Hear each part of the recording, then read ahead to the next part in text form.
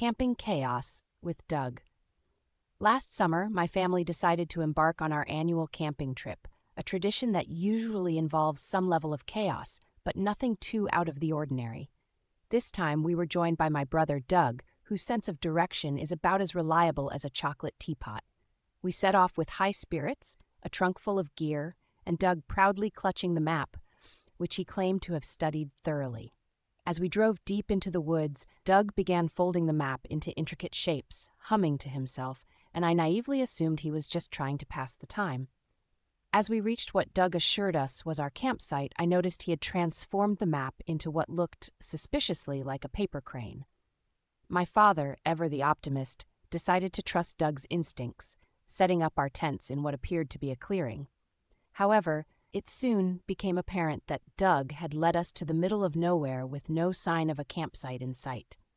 As night fell, we gathered around the makeshift campfire, hoping to make the best of the situation. Doug continued folding the map into new shapes, each one more elaborate than the last, insisting he was refolding our route. The next morning, we awoke to find that Doug's origami map had become a mini zoo of paper animals, each representing a landmark we were supposedly near.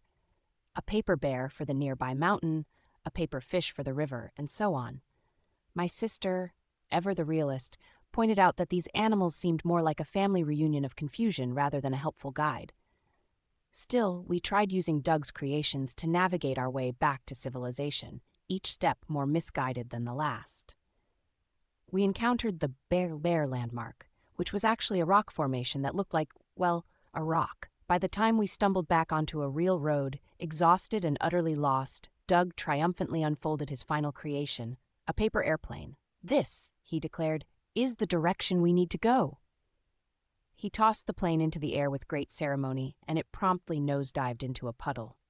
My father sighed, glancing at the soggy heap that had once been our guiding tool, and said, "Well, I guess that's what you get when you let Doug map out the trip.